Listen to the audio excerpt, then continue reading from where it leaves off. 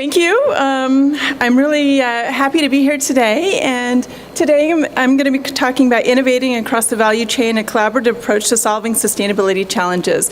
My name is Denise Peterson, and I work for BASF, which is the largest chemical company in the world. We're headquartered in Ludwigshafen, Germany. And the North American headquarters are in Florham Park, New Jersey, where I work. So, just to give you a little bit of information about myself, I am responsible for sustainability for one of the divisions at BASF globally. So, if you're not familiar with BASF, our logo is BASF. We create chemistry, and our chemistry is used in almost every industry in some form or fashion, which is really a fun thing to see and to experience as you go around the world, you go shopping, you drive your car, and you realize our chemistry is pretty much everywhere. It's ubiquitous.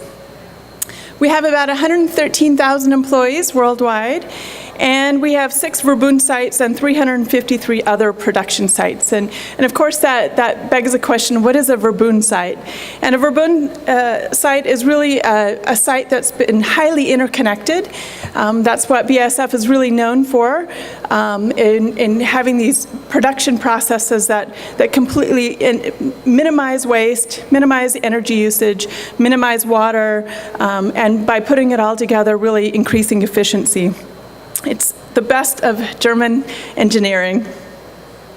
We have about 1.84 billion euros spent on R&D, and we have around 10,000, almost 11,000 employees who work in our R&D groups. Annually, BASF files about 1,300 new patents worldwide. So again, that's something that we're really well known for. Every single day we're filing at least 3 patents, and that's every single day over the course of the entire year.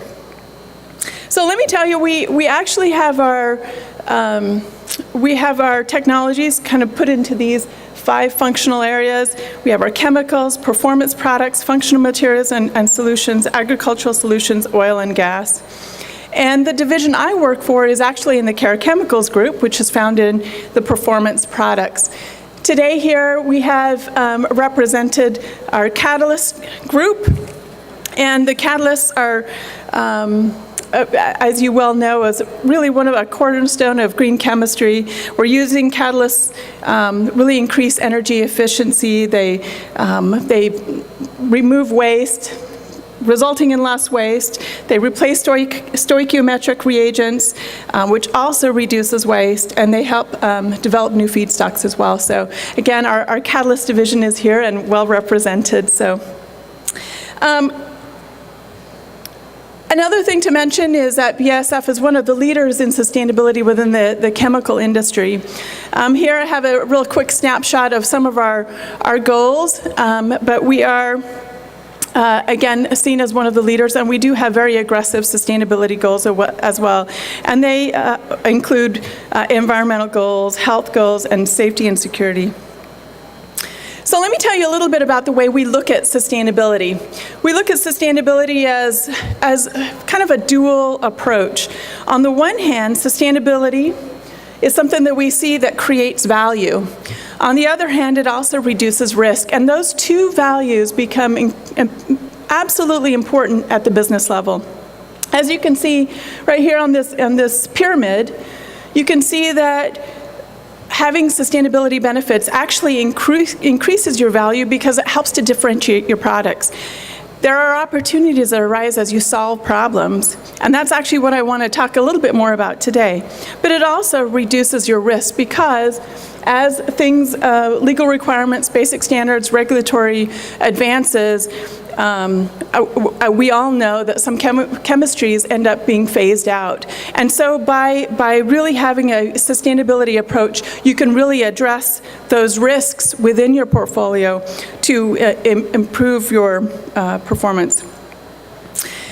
The division that I work for is actually the Care Chemicals division, and as you can see here, it's made up of 5 different industries. On the one hand, well, it's really quite hard to read actually, there's the personal care industry, which would include products like shampoos or skincare products.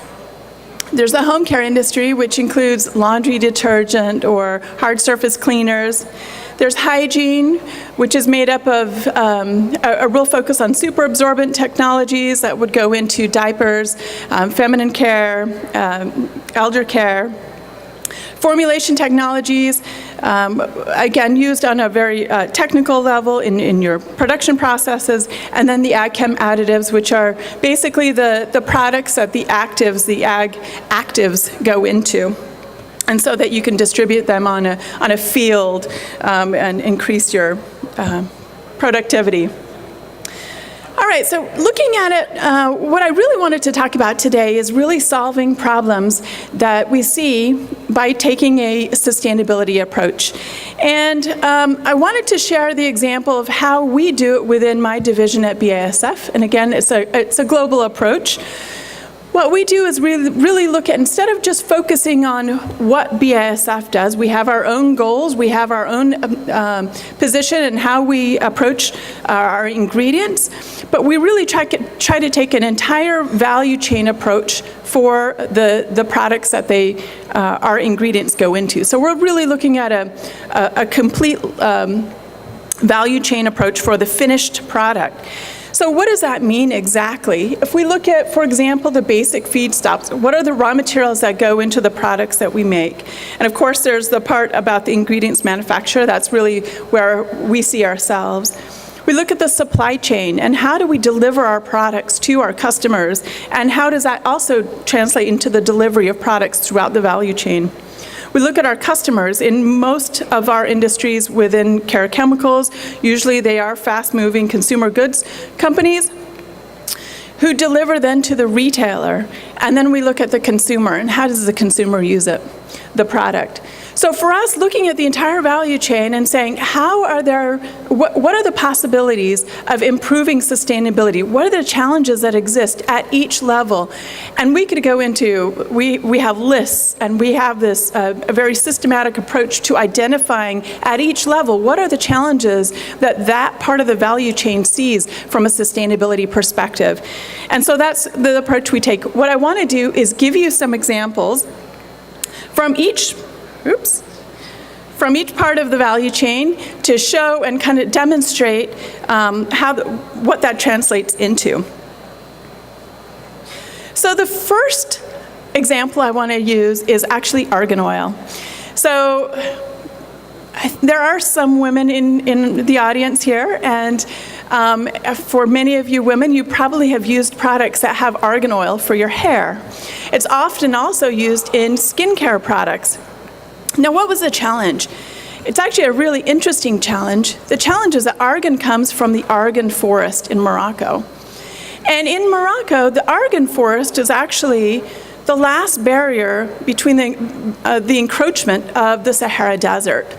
And as you know, the Sahara Desert has really actually posed many problems because it makes the land completely not usable. Nothing will grow. And so the argan forest was really the last barrier. The problem is these communities, these indigenous communities, were using the argan forest for the things that they need, for fuel, for heat. And so they would chop down the trees and for basic necessities.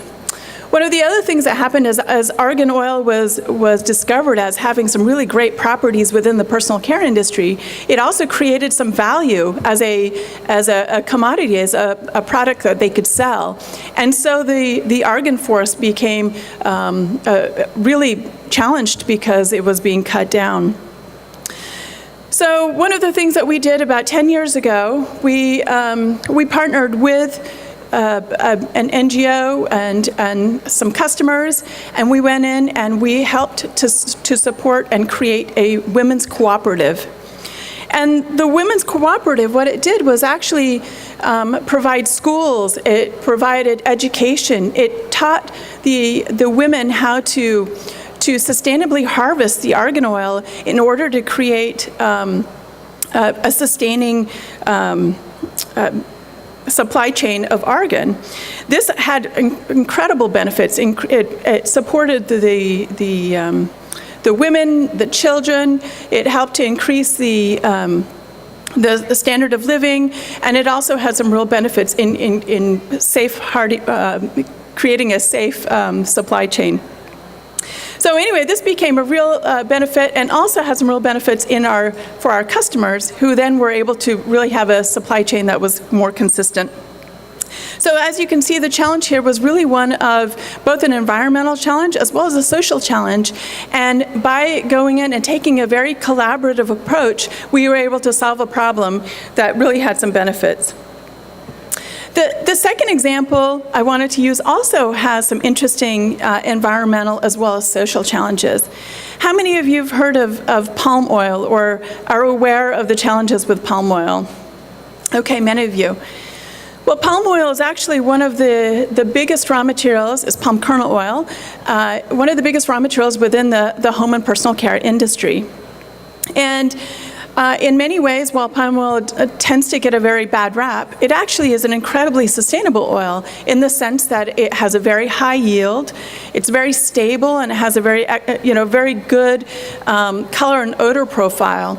So this means that it doesn't go rancid, it has a long shelf life, it doesn't have a bad smell, so if you use it in a shampoo, it doesn't have a bad smell. If you want to create a clear shampoo, it also has a nice benefit there. It's also relatively inexpensive, and for the people in Malaysia and Indonesia, it also provides a livelihood. But the challenges are very real as well. So with the burning of old-growth forests and the destruction of peat, it also has some huge environmental challenges, as well as creating some biodiversity loss as well. So again, very legitimate, big problems. So what did we do here, and how does this create an opportunity? With the awareness of the palm challenges comes the increased regulations, and also regulations that are not quite regulations but are market regulations. And those are requirements that come from retailers, requirements that come from organizations like SASB, where they include palm oil questions in their scorecards. So here we were able to go, and as members of the RSPO, as of 2004, participating in many stakeholder discussions, we were able to come up with some of the most aggressive commitments to really transform our supply chain, really focus on creating a supply availability for mass balance produced raw materials, and then also creating an awareness with our customers. So many of our customers don't understand the issues, and we've been able to go and educate, and again, looking at even commodity products now, by having this focus on how to make them more sustainable, using the focus on raw materials has been a real bonus for us as well as our customers. The next part of the value chain is really in our own production process, and here's also a really interesting approach that we take. Again, a little bit probably not too typical. We have a plant in Cincinnati, and every time it would rain, the rain runoff would be collected, captured, and then sent to the water treatment center, just to make sure there was no impurities or things that were in the water. And so some engineers decided to approach this challenge and say, how can we address this and do it in a more cost-effective way, and one that's more environmentally beneficial? And so what they did is they proposed creating some bioswales that would capture the water as when it rained, and then it would naturally filtrate the water as well. And of course, instead of just stopping with the bioswales, they planted indigenous plants, and also did it with the focus of creating habitat for monarch butterflies. just because it is on the fly zone in their migratory path. And so they created a monarch way station that is actually certified. We have the paperwork for it. And that created a ripple effect. So by creating a way station in our Cincinnati plant, and then sharing this information internally, we were able to create a way station also in Louisiana, so in our plant here, as well as in Raleigh, North Carolina. We also have a way station in New York. So as you can see now, we've got a path of monarch butterfly habitat going through the country. And as we've shared this example with some of our customers, they've also been quite intrigued with it, and now are also building monarch way stations along the migratory path, which is really a great way to solve problems and to really look at what are the opportunities that we see. Again, I think collaboration here is what provides the maximum impact. Okay, so the next example is a little bit more technical example. It's with it's a surfactant that's commonly used in home and personal care products. It's our Texpon N70. And this is used very commonly in many types of products. It is a commodity. And the challenge was really that there was a high content of water. And as you know, when there's lots of water, you have to use a preservative. And also, when you ship the product, there's quite a bit of water content, and there's a cost associated with that. So we did some, so looking at this challenge, we said, okay, let's see if we can innovate in a way that we can make it a high-active surfactant. So we did the calculations and realized when we switched to this high-active surfactant, what it did was save 66% savings on logistics. It caused less truck traffic in the customer's plants. It became the equivalent of 2.7 batches of low-active. So one batch is equivalent to 2.7 batches. It could be cold processed. It's also self-preserved, which means no additional preservatives are needed. And there's no solvents or VOC. So you can see the real benefit here. And it's not exactly a one-to-one sort of switch.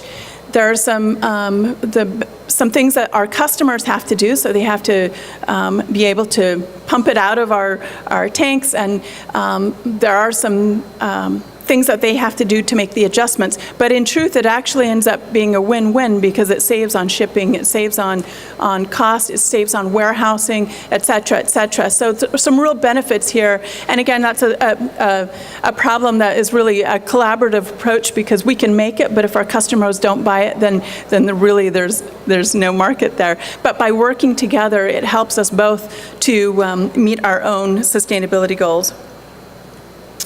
Okay, the next example I wanted to use is actually also a supply chain. Well, it can be seen as a supply chain, but it also has some social benefits as well. And here we're looking at high-tech super absorbent polymers.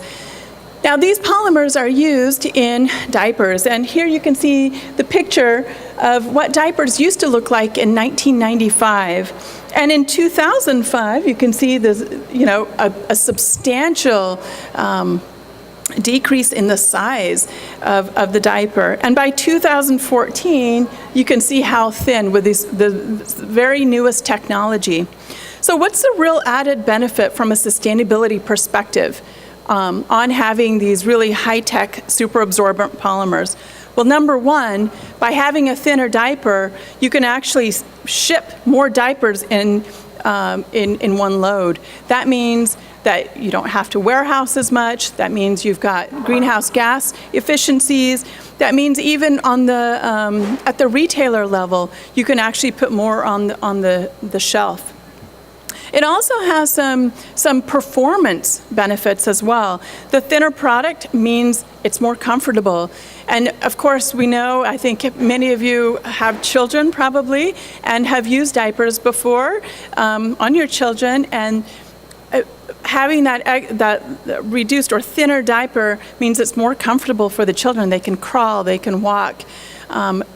These really high-tech superabsorbent polymers also have less leakage.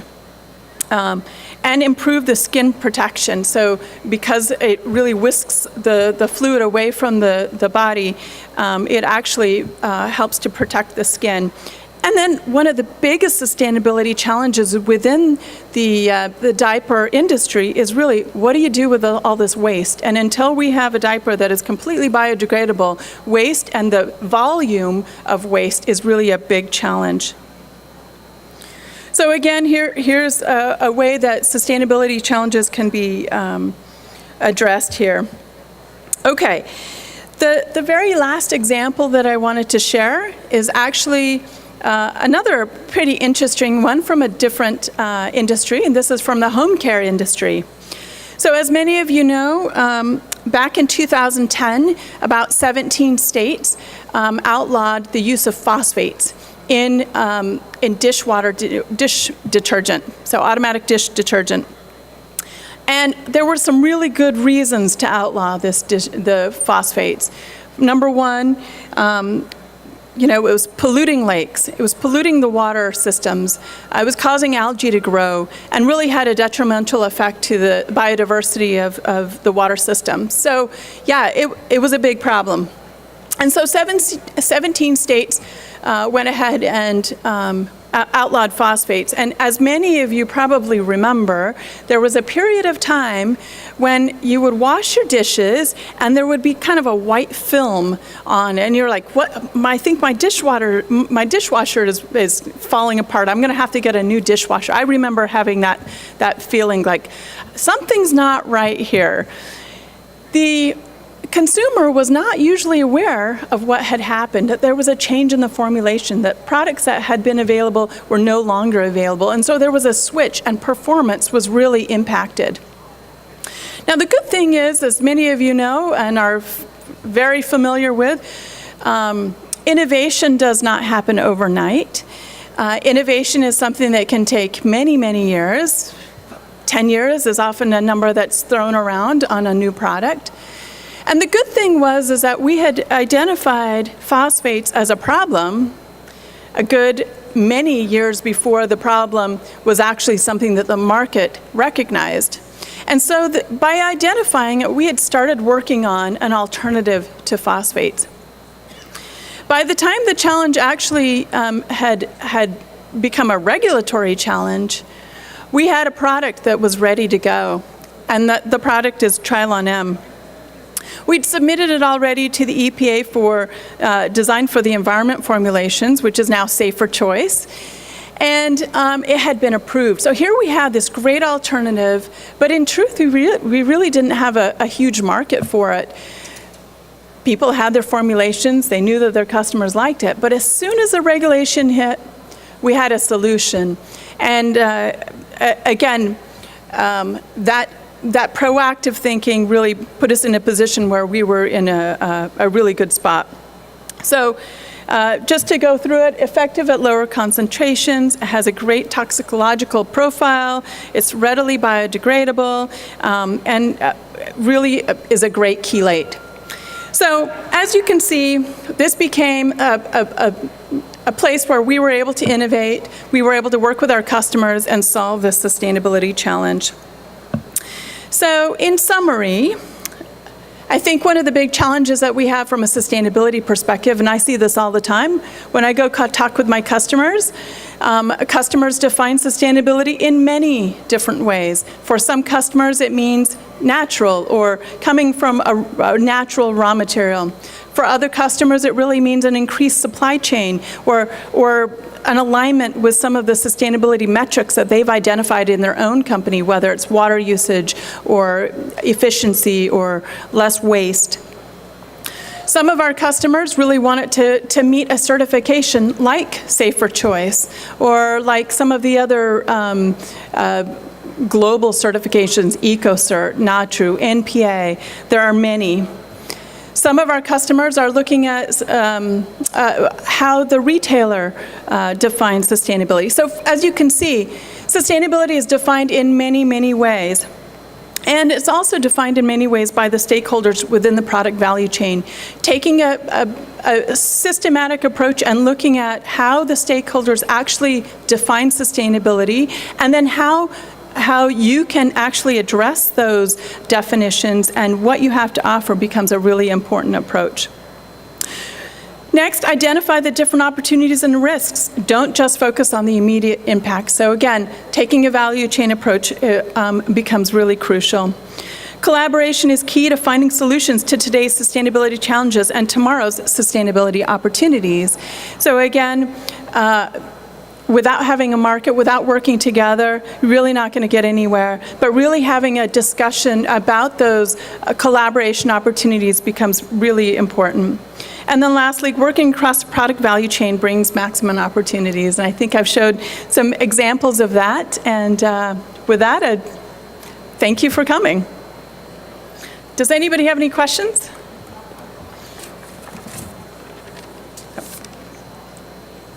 All right, great. Oh, question. Some of your examples, actually all your examples, have benefits to BASF, cost savings, regulatory risk reduction, sometimes some review process on purchasers, sometimes additional potential cost savings benefits to them.